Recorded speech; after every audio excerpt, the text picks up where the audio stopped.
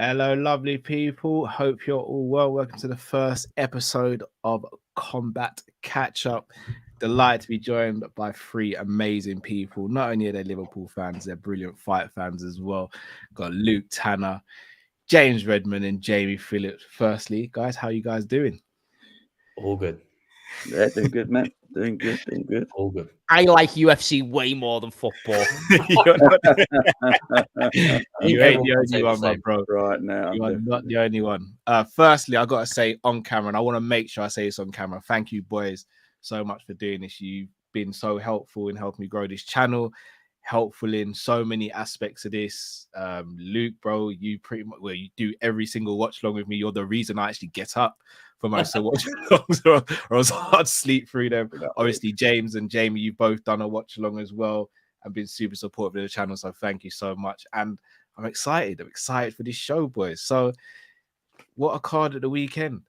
And new Sugar Sean O'Malley stops Sterling in the second round. Luke, I'm going to start with you because obviously we're doing the watch along, and shamelessly, I was sporting a Jamaica flag behind me when Sterling hit the floor and was on his belly button when Mark Goddard rolled in and said, "Enough's enough." Looking back, at the time, I thought it was an early stoppage. I've changed my tune on that. I thought it was a perfect stoppage.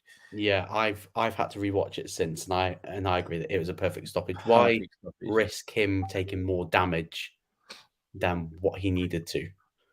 So yeah, correct stoppage for me. And I had to eat humble pie. I thought there was no way that Sean O'Malley was going to win. I thought the UFC strapped that rocket on far too quickly, considering the levels of opponent that he had. He arguably lost to Piotr Jan in his last fight. And many people thought that the UFC, when the UFC have got a fighter that they want to push, they'll just put a rocket on them and then they'll find the quickest way for him to get to the title. And I thought he was going to be that guy that was going to get to the title, fall short and fall right back down the rankings. Then you'll never hear of him again. So, yeah, I've had to eat a lot of humble pie on that. You're not the only one. Well, I mean, I was 50-50 on the fight. I did go with my heart in the end and say I thought Sterling would win, but behind the scenes, I did say to you, Luke, that I thought O'Malley was going to do it. Jamie, I'm going to come to you next. Yeah. This is very eerily similar to how Conor McGregor won his first title. The lean back shot with the punch and then the hammer fist to follow against a dominant champion. Do you think Sugar Sean O'Malley is now on the cusp of being the biggest star in MMA outside of Conor McGregor? It's going to be hard to know because I think that Conor McGregor, that's just a different level, ain't it? I mean, he covers all. There's people who don't know anything about MMA and fighting that know Conor McGregor. For him to get to that level be something. But I've been saying this for you for ages. UFC ain't really got any superstars at the moment. What you'd call, you got stars in the fact that fans of the sport will know them and they're the top of the top, but crossover superstars, they really haven't got any at the moment of high potential. And I think he's one of them. I think our welterweight champion is one of them as well, if they let him be who he wants to be. But Sugar, he's got the look, ain't he? He's got the charisma. He's got the movement, like a bit like Conor in a way. He's got that Irish surname, I suppose. He's got everything going for him. There's no doubt about it. I will say though, I think Aljamain Sterling was the perfect opponent for him and the perfect champion for him to go against, because 34 years of age, slowing up a little bit, the angles and the pace and the speed and the footwork of Sugar Sean. It was only going to be. I don't think he would have got out in 5 rounds. I think he would have won in 5 rounds anyway. So, yeah, I think he is the next star in UFC's. But it depends what they do with it. I think Dana knows. That's why he strapped the rocket to him, as you say. In with Brock, he strapped the rocket to Lesnar. He strapped the rocket to Conor. He made sure Conor really never fought a wrestler in his time to get that title because he saw money. That's what it is. The fight game's about making stars and making money. You don't always have to be the best, in my opinion, in a way. Very true. Hammers. Sugar Sean does it. Do you think Sterling was a ready-made match, or do you think Sterling and the way he approached the fight played into Sean's hands? I think it's important to recognise that Sterling may just be one of, if not, in my opinion, the greatest bantamweight of all time. Yeah. Might just be. Now, this is why I'll say it, because based on resume, I don't think anyone can compete with him. I think based on history and heritage, you can maybe say Dominic Cruz, which is fine. But for me, I think for Sean O'Malley to go out, it was one of those fights where if it goes outside the third round and Sterling survives, I think that's now a problem for O'Malley. I think that's a huge problem. Not that he hasn't got a gas tank. I just don't think the shots hit the same. And I think maybe Sterling's found a rhythm at this point. Did you see, this was the most interesting thing for me, right? When there was a photo of Henry Cejudo came out before I saw it on an MMA page. Yeah. Sterling messaged him before the fight yesterday and said, hey, I might as well ask you, have you got any advice? In which Henry responded, he's only dangerous for round 1 and 2. Watch out for the counter right, etc., etc. These DMs were released and literally what Henry told them to avoid. So not getting too close and watching out for the range. That's exactly what happened. As for an early stoppage, I disagree. I don't think it was necessarily an early stoppage. But at the same time, if I'm going to be a bit of a bastard, if I'm Sterling, I'm saying fuck you. I'm saying let me go fully out on my shield. Some people will say it's unnecessary. I think now this is going to make me sound like a savage, but I have participated in a sport, boxing, where I will get stunned and I have to fight this dude again 10 seconds later. And if I didn't get 10 seconds, I would not be able to stand, boys. So, I think if you're a champion, I've seen much worse. I would certainly hope that I'd be given the respect of continuing. And I think Sterling felt that way as well. First time I think if they fought again, though, I think we're seeing potentially a different result. I think that's the type of fight you let them fight 10 times over the course of the next 2-3 years. They get multiple different outcomes, to be honest. I don't think it's as simple as O'Malley wins every single time, even though we've done really well in the first 2 rounds. So, he's not getting a rematch. He's not getting a rematch. I was just going to ask. You saw Dana's smirk when he put the belt around O'Malley. There, he's fucking buzzing. Sterling didn't want Sterling as champion. Ages. And by the way, think about what Sean O'Malley did to get the belt, and then think about what Merab Davalishvili did to Peter Yan. And then I will raise the question: do you think Merab's getting next title shot? No. Probably Henry Cejudo. Let's be honest. Rumor has it it's going to be Chito Vera. Chito Vera is the one, isn't it? Well, that's gone cold as well. But I think he's calling the shots though, because you saw Dana's smirk when he wrapped the belt around Sugar Sean, and it's not the first time that Dana has actively rooted against his own champion. Did it with Tyron Woodley? The second Tyron Woodley lost the belt, Dana was like, "Yeah, thank you, go F yourself." Gives him basically gives him a murderer's row for the next 5, loses them all. Then he's bombed out of the UFC. So I don't see him getting an immediate title shot, and it's up to Sterling whether or not he wants to carry on with the cut that he did. I think he comes to that he does, or he moves up. And Volkanovski just came out and said that if he would have beaten Sugar Sean, he would have fought him for the featherweight belt for his next fight, and would have told Tapura to sort of sit out and wait. But he says that now that he's lost, he can't really do that anymore. So it puts him in a difficult spot. But Sterling will not fight again this year at all. I do think him taking a fight on 3 months' notice as well, considering that the cut he has was very cruel from the UFC. Completely agree. Hammers, you mentioned something, so I'm going to ask Jamie this. You said you believe Sterling's the bantamweight GOAT, and I actually echo that. But Jamie, I'm going to come to you on this. Do you think Sterling's the bantamweight GOAT, but he just doesn't have that signature win that maybe takes him to that next level where it becomes unquestionable? You look at O'Malley, he just had that signature win. Think of Conor against Aldo. You think of Khabib against Conor. All these Jones against everyone he's fought, like GSP, like BJ Penn and Matt Serra and Matt Hughes, all these signature wins of people who are in that GOAT conversation. Do you think Sterling was winning these fights, but just never had that signature where it becomes a non-go for a debate? Or do you still think there's room to be done there? It's mad because the eras we're in, and you can only fight what's available to him. I think if he beats Sugar, I think you're looking at him as maybe that's his big win, because O'Malley's tipped to have great success in UFC and everything like that, and the way he fights, you know, I think that would be it. But look, he's fought everyone and beat everyone. I think, unfortunately, I think he's got the bit of the Daniel Cormier's about him, that he's not. Daniel Cormier was one of the greatest heavyweights of all time, one of the greatest light heavyweights of all time. You know, he is that guy, but people won't consider him in that because he hasn't got the. Unless you're fighting John Jones, no one really cared about Daniel Cormier, and that's. I think Sterling's got that kind of issue as well. His character is very difficult to relate to. Yeah, you can't. So much worse for Sterling. It's so much worse for Sterling. Believe me, watch now. The legacy will be, we got fucked by Peter Yan, we got chinned by Sean O'Malley, and then he ran away to one-shouldered TJ. Yeah, people thought that Cejudo beat him. Facts, brother. Like that guy, even though you can say he's the GOAT, you can say there was some performances there that just unfortunately didn't go his way. The resume certainly did. Henry Cejudo, TJ Dillashaw, you think about those names, Peter Yan twice. Like, you think about those names, just the green W's. Corey Sanhagen. Now, that was an impressive win. Probably one of the most impressive. You know, that's his signature.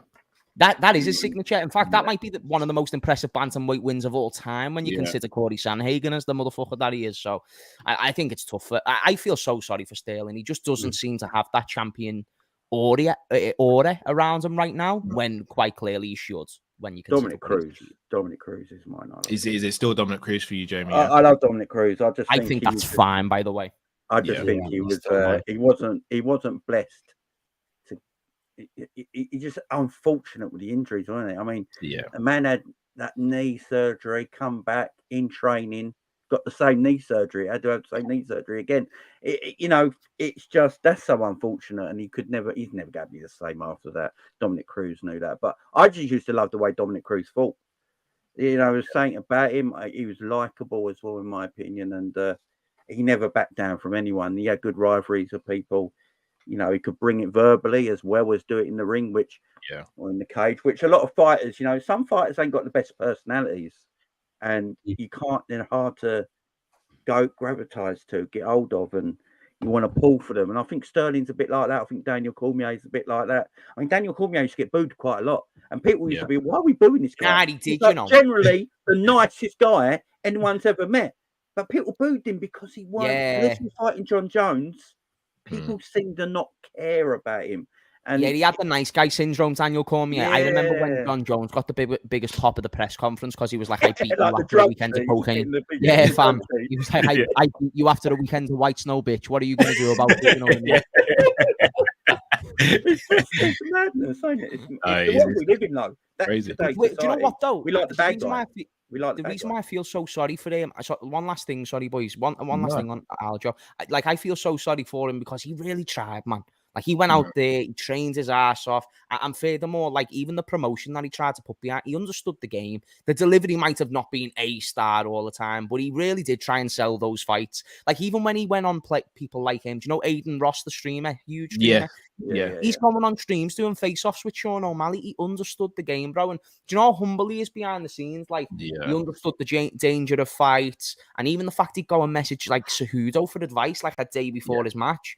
Like, I'm sorry, man. Like, I'm a big fan of Sterling, but you're right though, Jamie. He won't get that respect from a wider audience, unfortunately, because I think he's actually a true representation of a champion. Well, that is me. Yeah.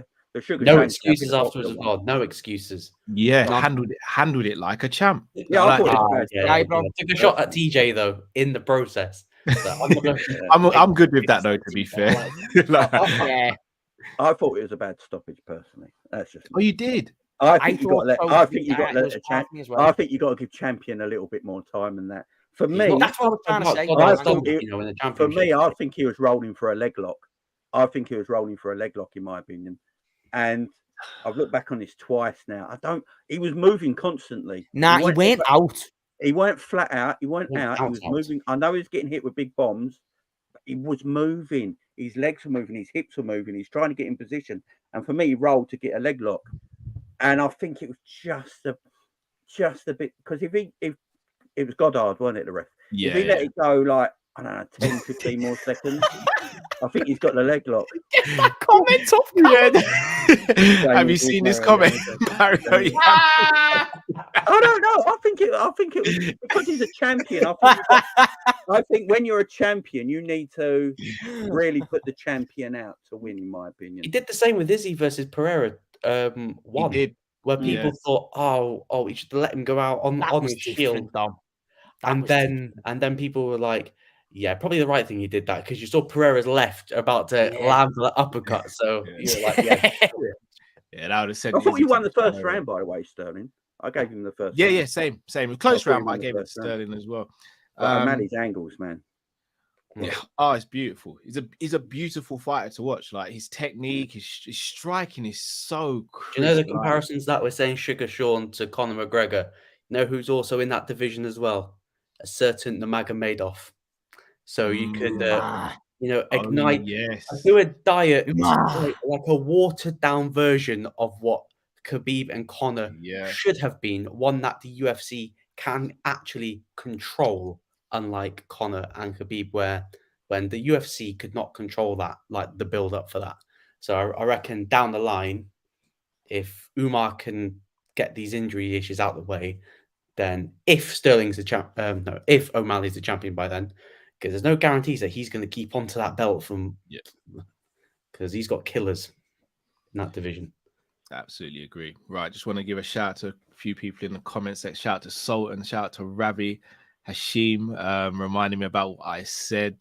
Well, when the AI version of Callum was running wild. There's a James Redmond is hot on the channel. Shout out to yourself. That's Sam. Shout out to Sam. Shout out to Sam. You know who he is. Shout out to SSB28, Momin, UK Rut. Got Francisco. Who else we got? We got Chris Brack in the building from LFC Day Trippers as well. Make sure you go and check out Chris's channel along with Kev and Luke as well. Also, you got CFC OG, Luke Sobozlai O'Neill as well. Thank you all. Please do smash the like. My guy literally got his second name after this new favorite player. Fair play. Shout out to Theo and A9 as well. Guys, if you haven't already, please do subscribe to Luke's channel, subscribe to James's channel, and also subscribe to Jamie's channel as well. And please do smash the like. Right, Luke, I'm going to come back to you. One thing that isn't up for debate is the women's 115-pound champion, and that is Weili, who absolutely destroyed Lemos. Is that the most dominant championship fighter 115 you've seen from a champion, Luke? Oh yeah, 100%. And just before we go into the fight, whichever judge gave Lemos a round, sack them. Sack them. What were they watching? She was. I feel so sorry for Lemos because this was a big opportunity.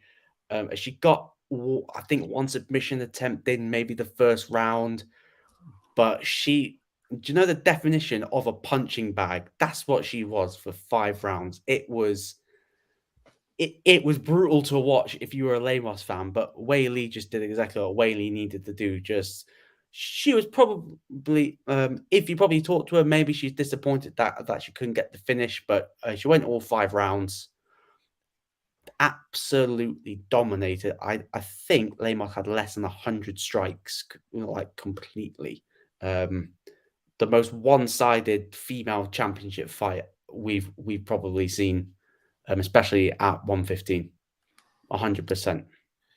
Completely agreed. That it seemed as though when Lemos went for the submission, it just seemed to pee off Weili, and she just became more of a savage. Like Jamie, I know everyone talks about Weili, but up until this fight, I don't think she really showed just how vicious she is. She always showed that she's a great athlete, and obviously she beat Joanna with the spinning back fist. She submitted Carla. This is the first time you'd probably say where you've seen that savage in her, though. Before she was just winning fights. Maybe you could argue against Jessica Andrade as well, but this fight was a systematic beating for 5 rounds.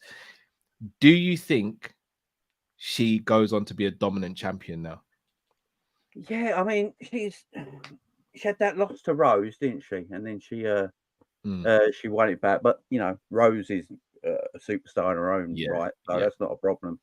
But apart from that, I don't see anyone in her division that can take her. She's vicious.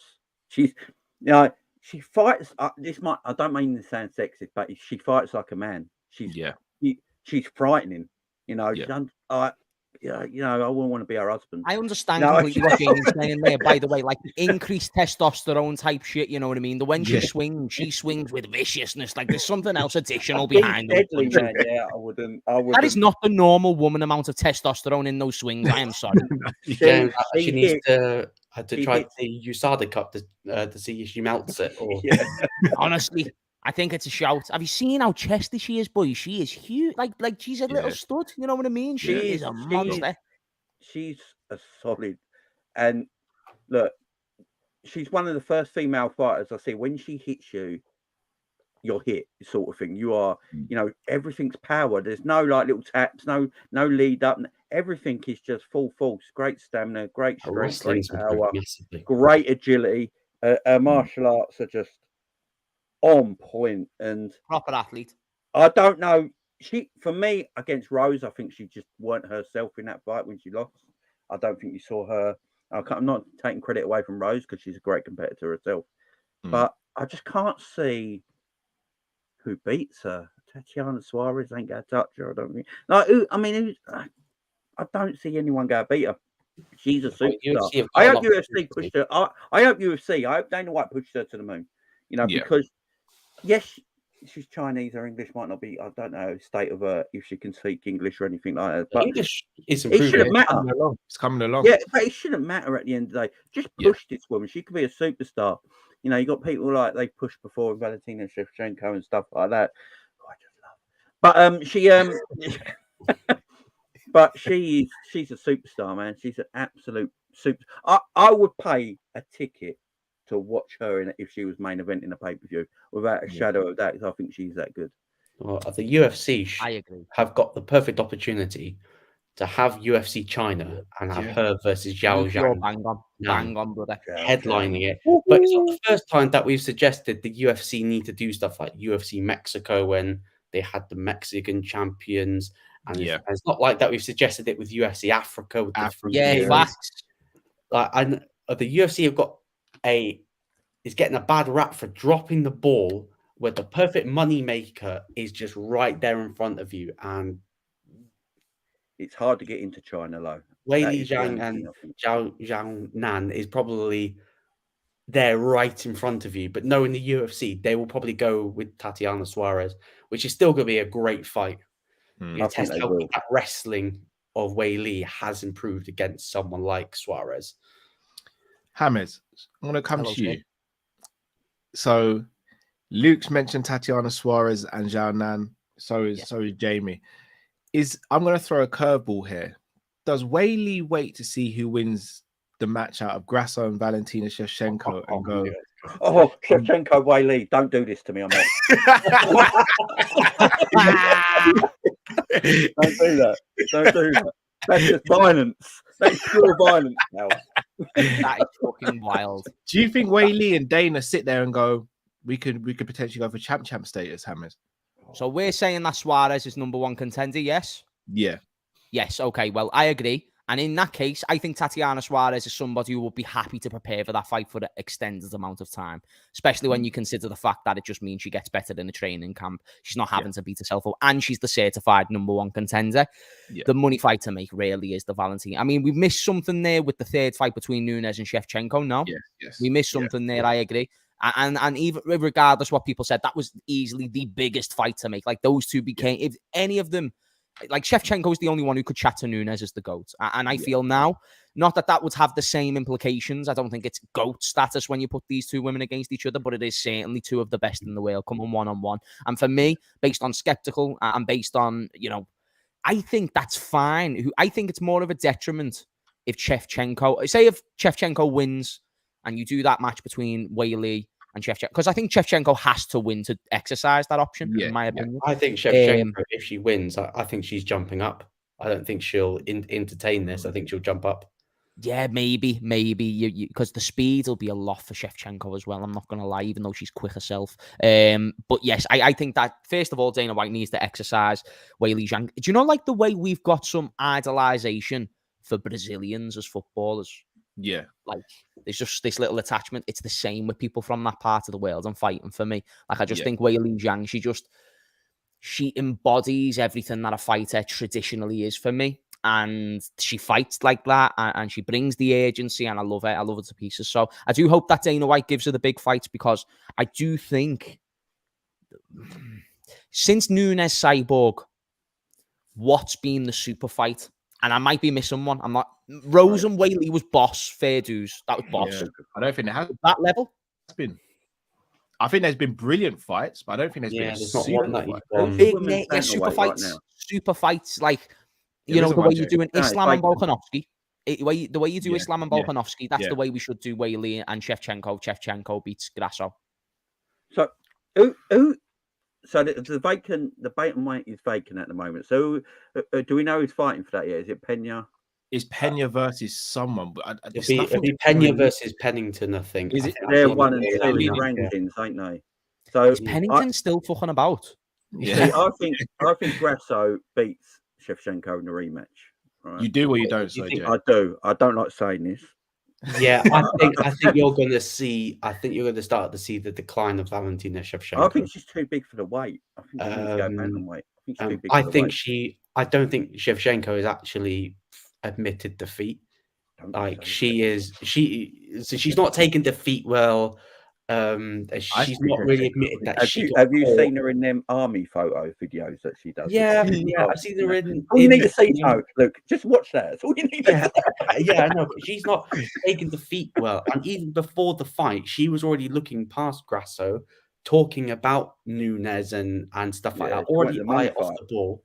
Money. And plus, she didn't fight a great fight against Grasso. She was doing too many spinning stuff, got caught. If her eyes not on the ball, then she'll lose again. And she's, how old is she now? 34?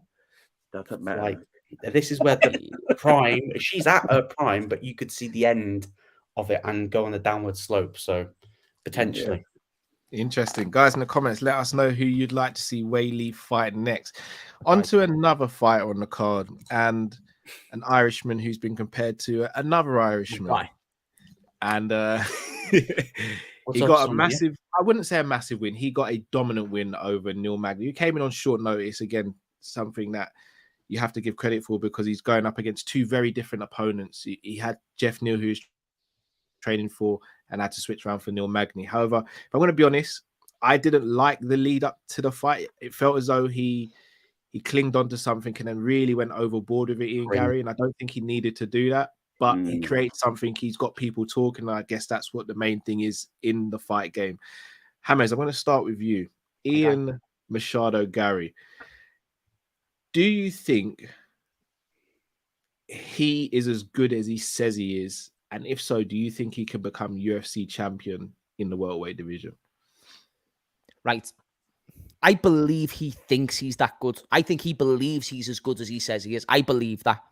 Do I think he's as good as he says he is? I don't know. Because what he says he's the best, right? He believes he can beat anyone in this division at any given moment. And when I think of a division with Khamzat Akhmanov, that's tough for me. When I think of a division with Kamaru Usman, Leon Edwards, even the next fight that he's touting up in Wonderboy Thompson, I favour him slightly in that fight. But at the same time, I think about what he done to a young buck like Kevin Holland, and I'm thinking, even though Ian Gary is a more crisp kickboxer in that sense, Kevin Holland's a little bit more awkward.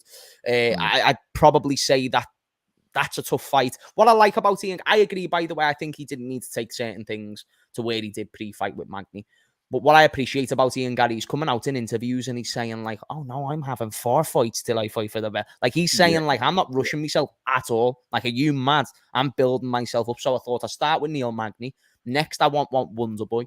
And then he probably will have to fight somebody, you know, like a Bilal or like a Shavkat Akhmanov, someone like that eventually. So he's taking the hard, long route. He's not just going for the quick money route. It takes someone with serious faith in themselves to take that path. So for me, like, why do you think see so many fighters just accelerating the process to a championship? They're just like, because I don't want to fight that dude. You know what I mean?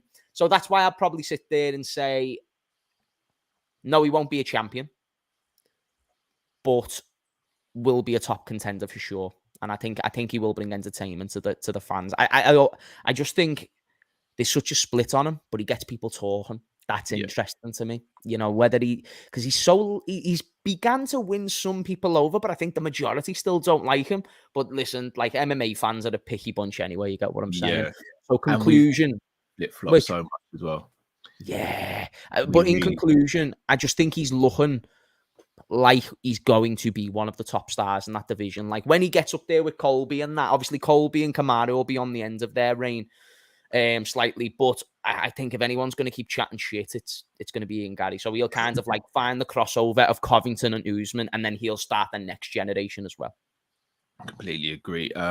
Jamie, we've seen Conor McGregor go on a tear and become the biggest star in MMA, and it almost feels though Conor was extremely organic. I don't think anyone could have predicted what Conor did, and it was him just being him and just creating a storm. It was the perfect storm. I always say this, and I have to give credit to people like Ronda Rousey as well, because she brought in new eyes and new fans to the sport, and then Conor just took it to a whole nother level. He was predicting how he was going to beat people, and he was beating them. He was taking short notice fights. I think everyone forgets that he beat Aldo in 13 seconds, and his next fight was scheduled to be Dos Anjos.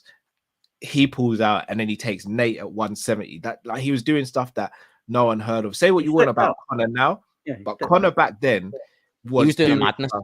He was doing stuff that wasn't even meant to be being done. However, it feels as though they're trying to manufacture Ian Gary. Do you think this is going to be something that could potentially backfire?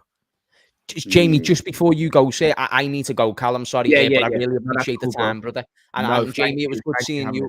I'll see you on Friday, Jamie. I'll see you Friday, man. See you soon, brother. All right, chat. Bro. Smash those likes, subscribe as always. We're going to be doing this every week, okay? So if you enjoy the regular content, expect the regular content. Gents, I'll see you later. Hamid, you're a star, bro. Thank you. My guy. That's one. Yeah. I think with Ian Gary, the problem is I think with Conor, he's the right man at the right time in the right place with that natural charisma. And UFC have been after someone like Conor forever. Let's face it. That's all. They're after that crossover superstar.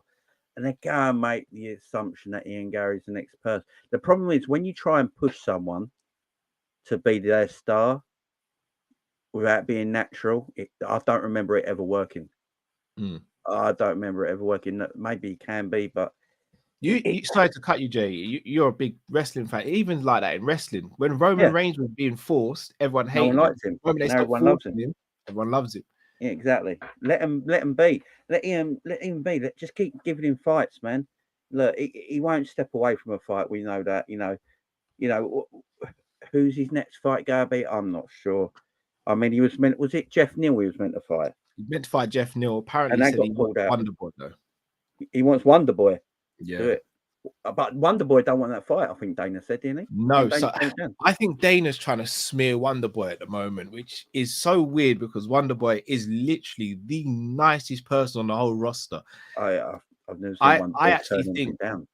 I'll be honest, I think if you said to Wonderboy you get a full camp and you can fight Ian Gary, but with that comes, I don't know, like a #1 contenders match if you win, I think Wonderboy takes it. I think they offered this to Wonderboy on short notice, and Wonderboy was like, "Well, no, just I cut weight. Yeah, I cut weight a couple of weeks ago. I've had no preparation for this fight. I'm not going to do a fight like that on short notice. When if I lose to him, I get knocked down in the ratings and I get nothing for it. So I don't blame Wonderboy. I think Dana's creating a bit of a narrative there, which is a bit unfair. How do you look at that fight with him and Wonderboy potentially? Do you think it favors Gary, or do you think Wonderboy, even though he's getting up in age, can still turn back the hands of time and put a beating on him? It'd be a stand-up fight, won't it? It'd be on the feet for the whole thing. Wonderboy loves that. Look, Wonderboy is so. Look, yeah, he's at the other end of his career now compared to Gary. There's no doubt about that. But I think he can. I think it'd just be a war, and Ian Gary can't really lose in this fight, even if he does lose the fight. If that makes sense, because if he loses, he's losing to a legend in Wonderboy. If he wins, he's beaten a legend in Wonderboy. It's not really, but Wonderboy has it all to lose, don't he? So I'd love to see the fight personally. I don't blame Wonder Boy for not taking the fight on short notice. He's at the end. He's at the other end of his career now. I think he looks at someone like Ian Gary. If he comes in there with a short notice, he can get his lights cleaned out, and he doesn't want that. So give him a proper camp. If Dana wants proper fights. This is the one thing I find confusing with Dana White sometimes. He likes wars. He likes two fighters fighting, no playing around, no running. I don't think Dana likes the ground game all that much. That's why he protects a lot of his fighters against wrestlers. Yeah. All right. So he doesn't like all that. So just make this fight. Give Thompson a little bit of time to prepare for it. Ian's going to be up for it. He's Wonder Boy Thompson. That could be a killer match. Could be a great co-main event on a pay-per-view. No doubt about it. All right. So Ian Gary's saying he wants his next fight to be in New York, but there is a Dublin card. Me personally, I would try and tempt them to wait and headline a Dublin card. I think that would do wonders. I genuinely do. But if they do the New York fight, if they do the New York card, I don't think Ian Gary gets the Dublin card. I think they're too close. Is the New York one November? New York, I think it's November. I think November, ain't it? Yeah.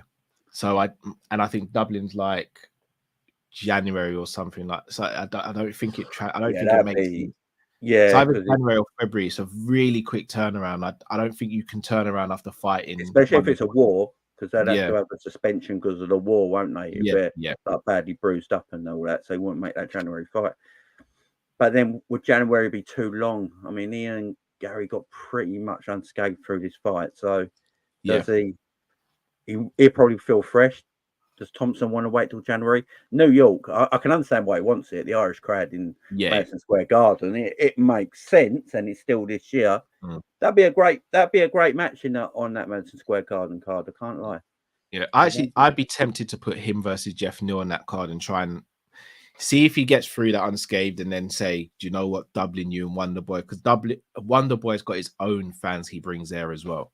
Yeah, definitely. Like people, Connor's going to be at that event as well. Connor will be at the Dublin event. So so that whatever state the Connor's in at the time. Yeah, that'd be that could be something. I just want to see entertaining fights, Cal. I want to see fights that make sense, and that fight makes sense. Just book it, find a place for it, and book it. Completely agree. A fight that is coming up, which I don't necessarily know if it makes sense, is the fight in Singapore, the main event, Max Bless Holloway versus a Korean Zombie. Now, two legends of the 45-pound division, one of which is still, I wouldn't even call Max the gatekeeper. He's the boss before the final boss in Volkanovski. Yeah. And Toporia's done well that he doesn't have to fight Max Holloway before he fights Volkanovski, because everyone else who's taken that route has ended up losing before they've got to Volkanovski. However, Zombie's already fought Volkanovski and been battered. We know what Max is like in there. Max is brutal, and Korean Zombie's not really looked as though he's been taking punches very well. He looks like he's slowed down a lot. I know he's a fan favorite, and I know Max asked for this fight.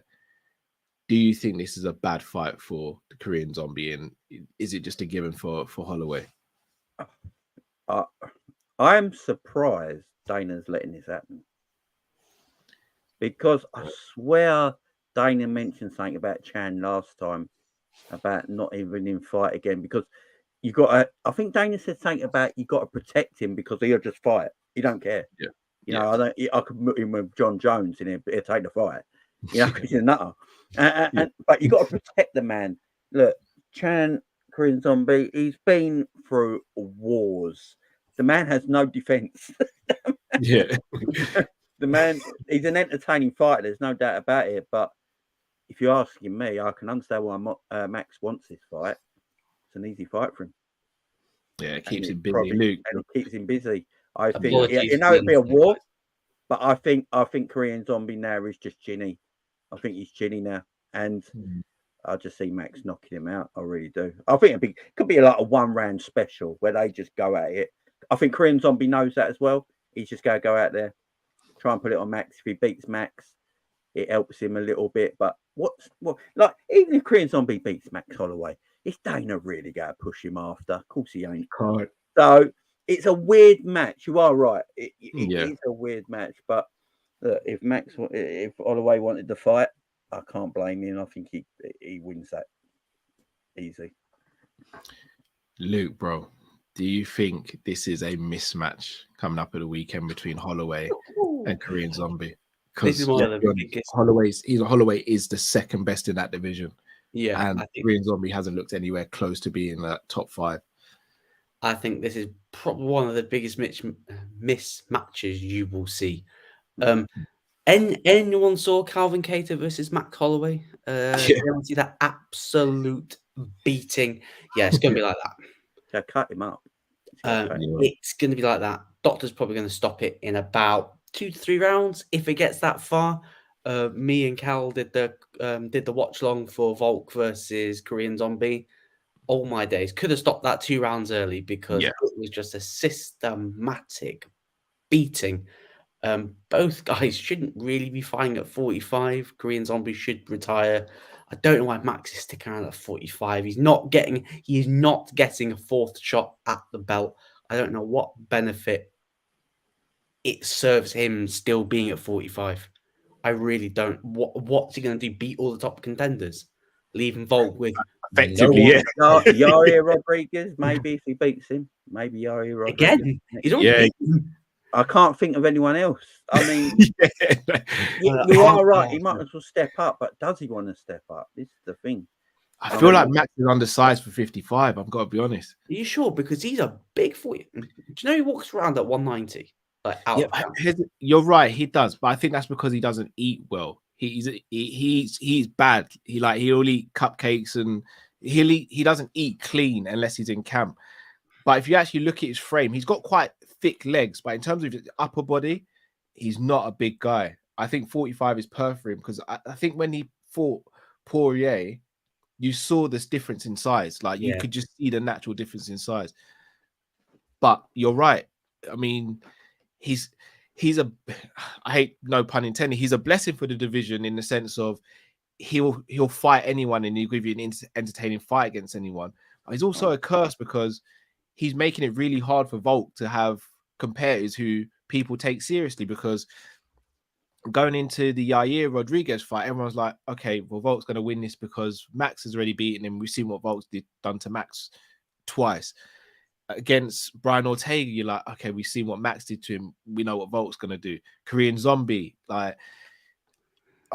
Arnold could have got the fight and he ended up fighting Holloway and lost to Holloway. So it's like, what actually is going on in that division? Because it's no one can build. Let Max go out and fight Dustin Poirier. That's what I say.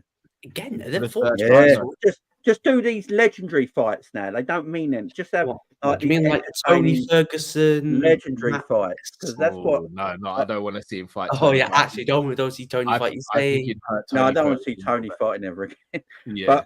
Tony's fighting again. He said Charles Oliveira, maybe something like that. Ooh, Jamie. What do you say, Jamie?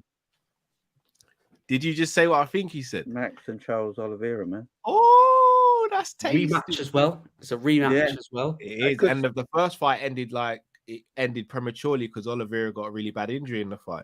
Yeah. Oh, that's a fight. I'm looking at. I'm looking who Max could fight in his weight. He's not gonna beat Volk. So that's just. Hold on, guys. Are we forgetting the elephant in the room? Conor. A rematch when they fought the first time. Conor did his ACL. Max is moving up. You see this glass, Cal? That's his piss cup. He's not. He wanted to fight in December, but the UFC have basically told him, no, you need to get in the USADA testing pool. Have you seen the size of Conor? That man ain't passing nothing. Yeah, he is 40 pounds too heavy for the size of his frame. He is a little juice head. He's on. Go for it, Conor. I mean, look, go for it. I've been saying this for a while. I just want to see roided up athletes. I want. Have you heard about this steroid Olympics that they're trying to make? No way. So, there's a fella. Sorry, I've gone right off topic. But there's this billionaire who's trying to make an Olympic Games, but for steroid athletes, for people that are on the juice. And there's a lot of talk about it, and he's got a lot of money behind him and trying to make it. I just want to see that. I want to see people run 100 meters in 7 seconds. I want to see just roided up monsters fighting each other. So basically, pride. Basically, pride. Basically, pride. Give him a platform. Give Conor a platform. Because Conor, I don't think Conor ever fights again. That's my personal opinion. I think he does, so he can get out of UFC contract. What's his benefit of fighting? He's a competitor. I think he fights 2 more times and calls it a day. I'd love him to fight who he's meant to fight. That would be a great fight with Chandler. But I think he's going to fight out his contract. He's got 2 fights left on this deal. That I just have a sneaky feeling. Did anyone see Joshua versus Helenius? You saw Conor McGregor calling out KSI. I got a feeling he may be jumping into that world. He's a lot smaller than KSI and Jake Paul. I think people don't realize that he's quite a bit smaller than those guys because they fight like 85 and above. Conor's never fought that way. KSI knocks him out, by the way. I'm just saying. I'll be honest. In boxing, I don't know. In this state, he's half pissed all the time. I don't. I think if Conor turns himself back onto MMA, we could see a very special comeback. I just don't know if he's there. I don't know if he has that hunger anymore.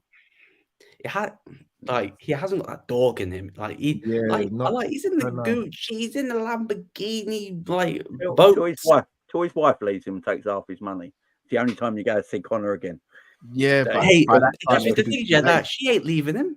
Don't forget that now. He's got a Guinness hat now. He's the man who's making money. Hey, did you see who he was with when he was at the Joshua fight? He's with Bain Bridges. Look, I would be as well. I ain't gonna lie. He's living life. He's just like the uncle at the party, drunk, saying he can take everyone on.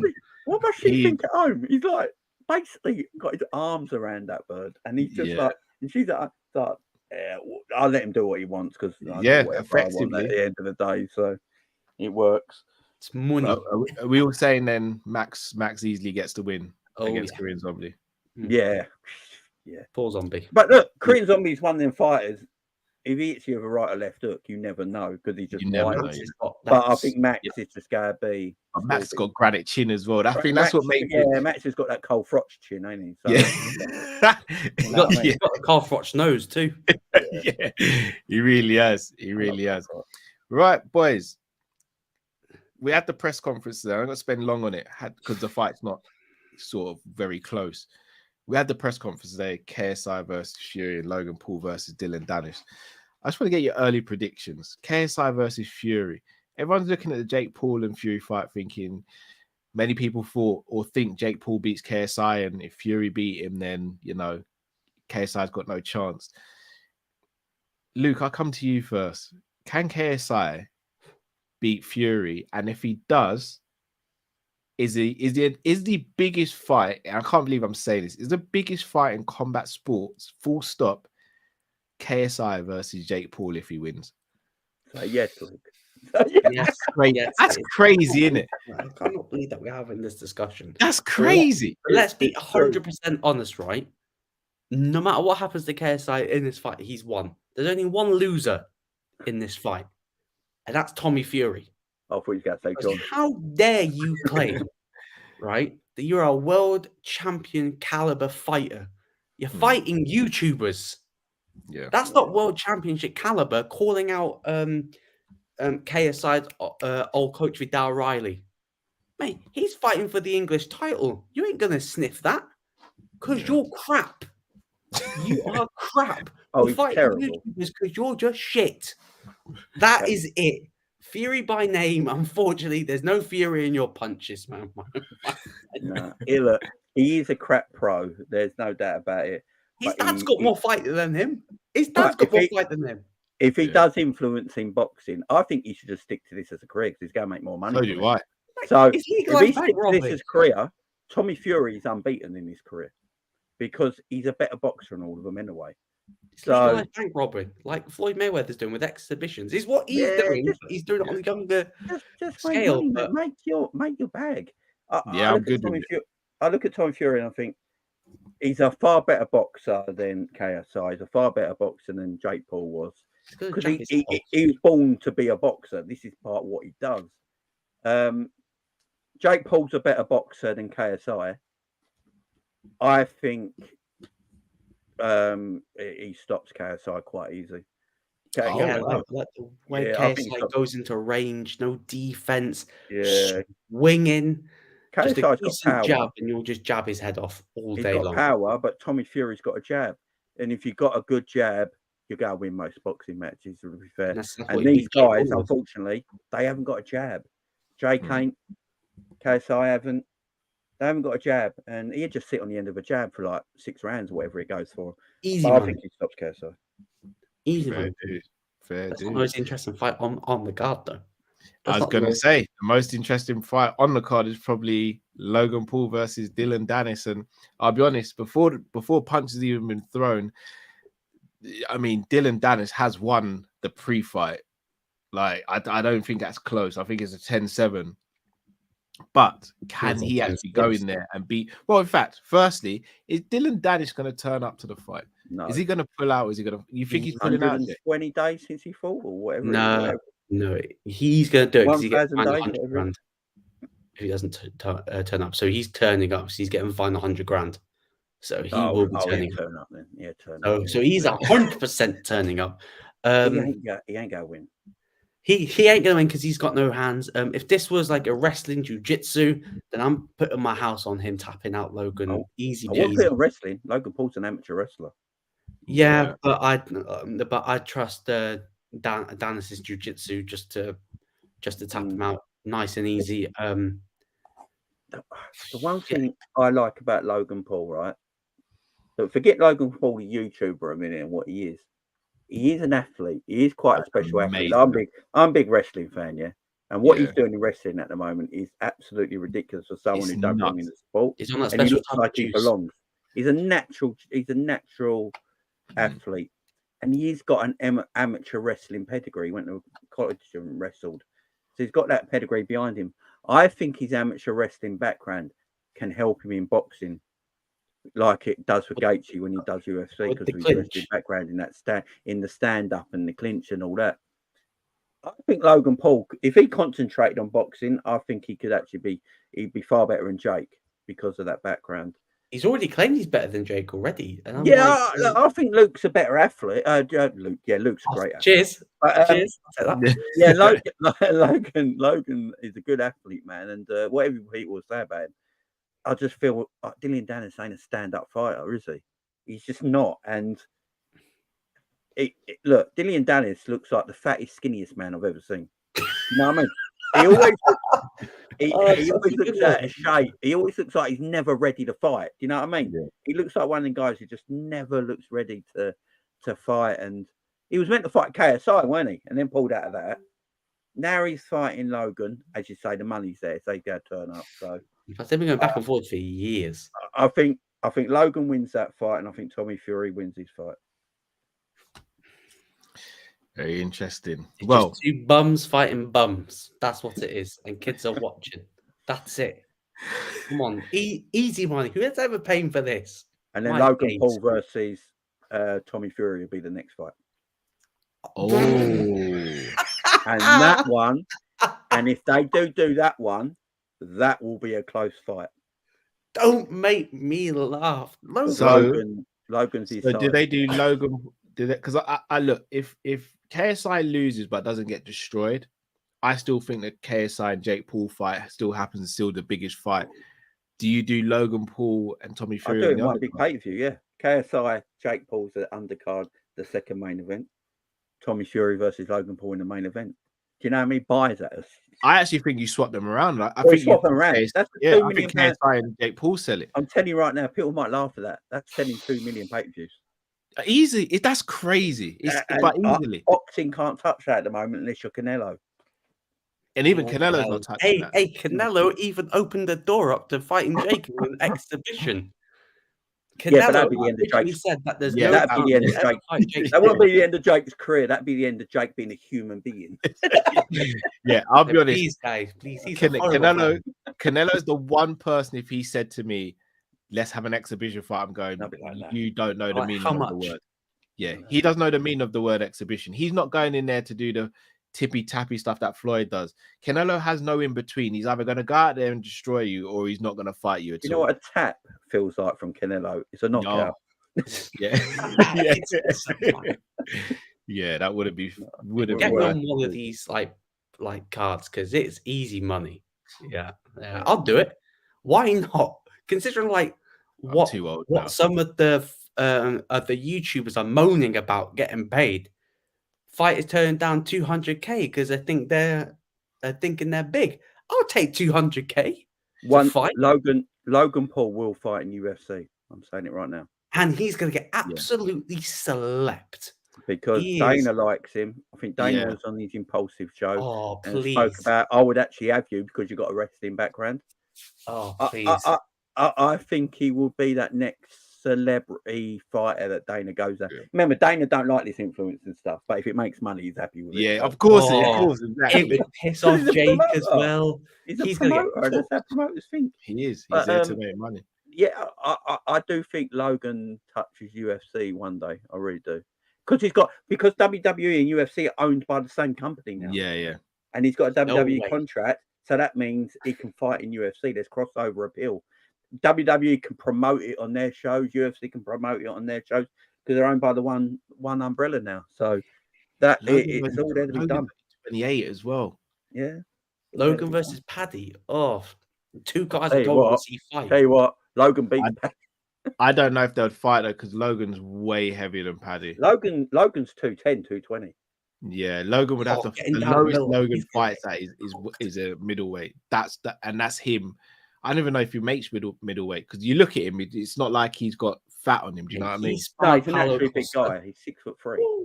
Yeah, I think he fights light heavy, and if he does, then that's going to be a tough division for him. Okay. Let's go off that. Logan Paul will get to the UFC light heavyweight. Who are you going to pick for him to fight at light heavyweight? No one. It'd have to be a name. It'd have to be a name because who he is. You can't put him in there. I've got a name just off the bat. My namesake, Luke Rockhold. Oh, you know what? I do. Because I told you, I don't know when I told you off camera that obviously Misfits are doing a pro tournament and they reached out to Luke Rockhold. Rockhold's not a bad shout. That's actually not a bad shout. Didn't think of him. Anthony Smith. I didn't think of him. That's not a bad shout. And Anthony Smith. Oh, God. Geez. Nah. Anthony killed. Because they got that thing going back and forward online, don't they? So. Have they? Have they? I thought it was Jake beefing with the UFC fighters. Yeah. No. Well, Logan got involved as well because it's his brother, didn't he? So. You sure about that? Because he's been beefing his brother, saying that. I don't think Logan likes his brother, by the way. Yeah. I think he loves him, but he doesn't like him. I agree with that. I think he'd go and support his brother, but I don't think he genuinely likes him. He doesn't ride and die for you. He doesn't ride and die for his brother, but you know what? I hope he gets knocked out because he's a horrible human being. Yeah. Right. The last fight I'm going to end with Usyk versus Dubois at the weekend. Man. The heavyweight championship of the world. What? Yeah, you heard it here first. Dubois gonna win. You think Dubois winning? He's gonna get one of these lucky shots on. It's gonna be Buster Douglas all over again. I just feel like it's one that it's Buster Douglas, Mike Tyson. It's got that written all over it, and it's gonna be a shock the world victory. It really is. It's gonna be a shock the world. And then I woke up and Usyk done him easy. So that's exactly how I'm seeing it. Usyk's going to coast through this. I don't even think he's going to get a sweat on. He's going to box his head off. N1 saw AJ versus Usyk 1 and 2. It's going to be rinse and repeat. He might even finish better and AJ better than Dubois. So yeah. And I see Usyk finishing him. You know what? He's going to do it. And he's still not going to fight Tyson Fury because Tyson is running. I've never seen. This ain't Usyk's fault, by the way. Yeah, no, it's not. Never seen the best in his era running. Yeah. As Conor McGregor said to Floyd Mayweather, you're a runner. You're boxing's biggest bitch. That's Tyson Fury. Usyk's fighting Russians in the war, man. You're only scared of Fury. Yeah, he's not running. And Dubois in Poland. Come on. It's crazy. Like, and here's the thing. What's really sad is if Dubois can, by some miracle, get a win, you see how quick they'll make Dubois versus Tyson Fury. It will happen in a heartbeat. As soon as he's finished with Ngannou, they'll announce that fight. I'll be on the phone straight away. Like that would be Frank Warren would be like, because he promotes both of them, don't he? Frank would be like, yeah, that's the fight we're going to do. You know, once Tyson's had his exposition with Ngannou, and that's all gone through.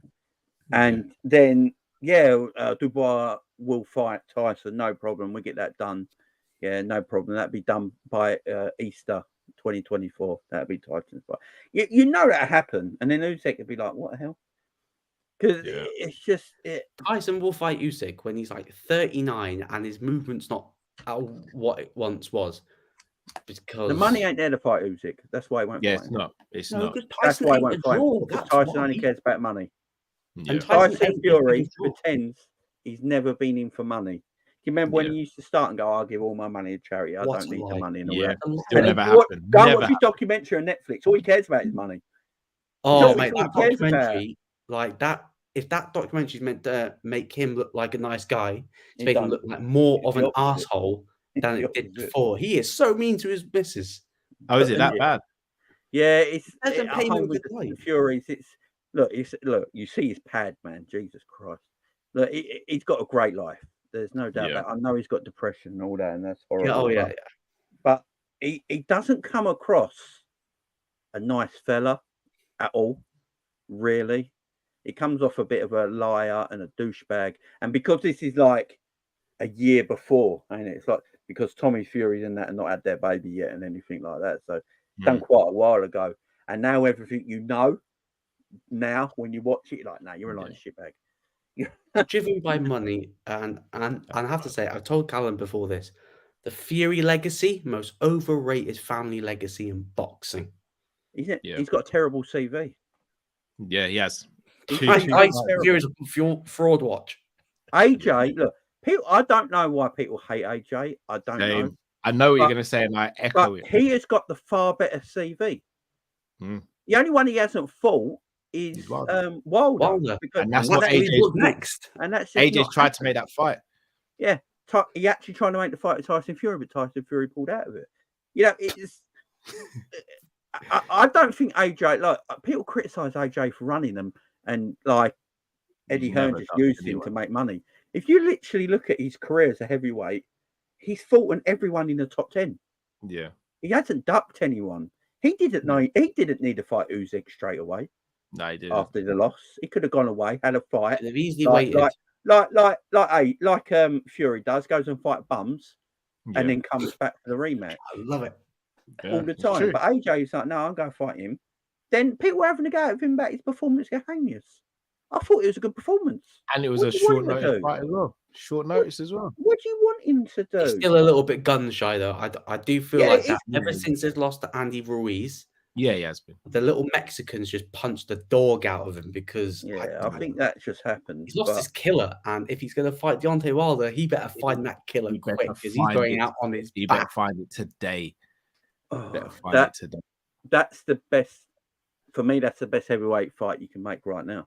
Yeah, agreed. Because that's just not going to go 12 rounds. That might not go 3 rounds. That could be because they're both the biggest punchers in the heavyweight division, and I think AJ's a better boxer than Wilder, by the way. Yeah, he is. Yeah, but you can't box Wilder. You've got to be on the front foot. Yeah, and I don't know if AJ's in that mindset at the moment to do that. But look, he wants it, and I hope it happens. In Saudi, I hope that fight happens, man, because boxing needs it. Boxing needs these fights desperately. Agreed.